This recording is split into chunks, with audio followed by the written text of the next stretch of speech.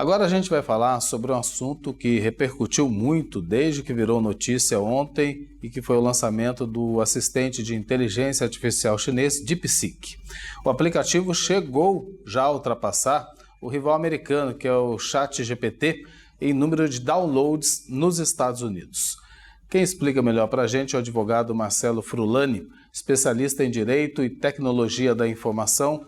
Agradeço primeiro a sua participação mais uma vez aqui no TJ Aparecida. Tudo bem com você, Marcelo? Boa tarde. Tudo bom, Eduardo, Gabriele? Boa tarde. Eu que agradeço pelo convite. Muita alegria em falar com você aqui, viu?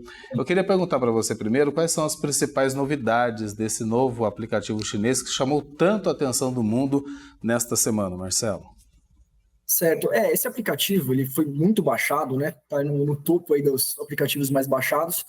E a novidade, assim, do ponto de vista de funcionalidades para o usuário, não são tantas, né? Ele é bem semelhante ao ChatGPT. Então, né, funciona naquele estilo, né? O usuário vai lá, escreve uma pergunta ou uma instrução, né? No chamado prompt, né? E ele vem e traz uma resposta. As novidades mais relevantes que eu vejo desse aplicativo são as seguintes. Primeiro, ele teve um custo muito menor para ser desenvolvido em comparação aos principais sistemas que foram desenvolvidos nos Estados Unidos. E a segunda novidade é o fato de ele ser um sistema de código aberto. Tá? Então, vou falar só um pouquinho sobre cada um dos pontos. Em relação ao primeiro, que é o do custo, se a gente for ver, né, as principais empresas norte-americanas dos últimos anos, elas estavam aumentando cada vez mais o investimento em infraestrutura, né, em recursos computacionais, para poder avançar na inteligência artificial, para que esses sistemas se tornassem cada vez mais capazes, né? E com o surgimento de DeepSeek, isso ficou bastante em questão, porque ele foi desenvolvido com um custo bem menor do que esses concorrentes norte-americanos. Então, por isso que veio um abalo bastante grande ali, né? A Bolsa de Valores, ações das empresas americanas diminuíram ali por causa dessa novidade, porque não se sabe até que ponto agora, tanto a empresa chinesa como empresas de outros países vão conseguir desenvolver esses sistemas com um custo muito menor, também sem precisar usar tantos recursos computacionais. Então, a empresa dos Estados Unidos que desenvolve chips também teve uma queda nas ações e tudo mais. A outra mudança que eu vejo como bem significativa é essa do código aberto, porque se a gente for considerar os principais modelos norte-americanos, eles são fechados. Então, o que significa? A pessoa pode ir lá usar o ChatGPT, mas ela não vai ter acesso ao mecanismo de funcionamento do ChatGPT, né, ao código do ChatGPT. E no caso do DeepSeek, eles forneceram isso abertamente. Então, outras pessoas podem estudar esse código, podem aperfeiçoar, podem aplicar nas suas próprias empresas, enfim. Então, esse também é um modelo novo, né, que também causa bastante impacto nessa área. E Marcelo, você até chegou a citar, né, a questão dos Estados Unidos, e o DeepSeek gerou muita preocupação no país que lidera essa questão do desenvolvimento da inteligência artificial.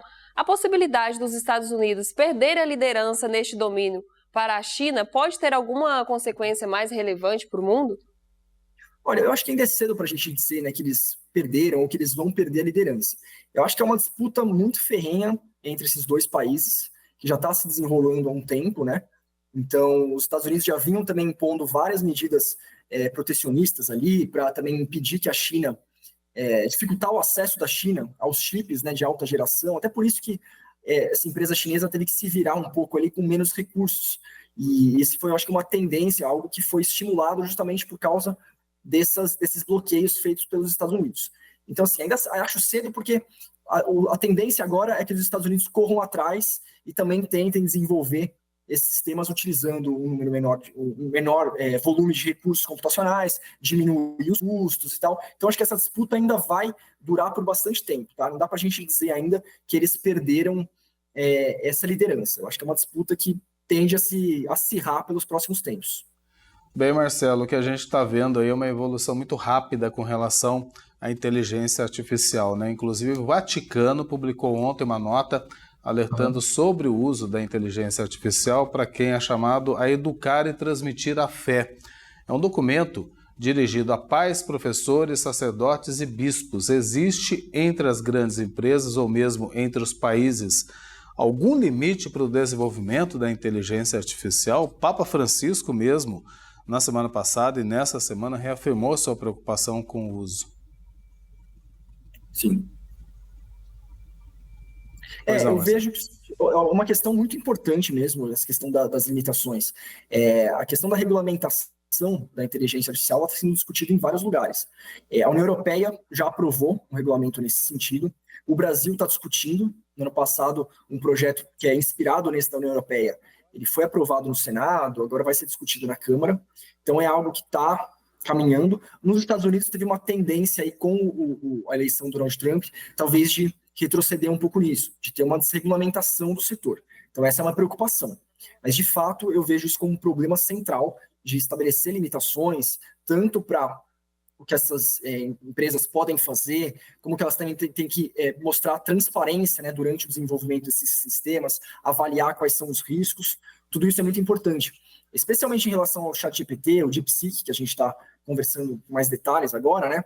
É muito importante que as pessoas também tenham uma educação para entender como que elas funcionam, para que elas podem ser usadas, quais também são os limites delas, porque essas ferramentas nem sempre falam, nem sempre fornecem informações verdadeiras, então as pessoas têm que saber para que elas podem usar, qual o melhor caminho.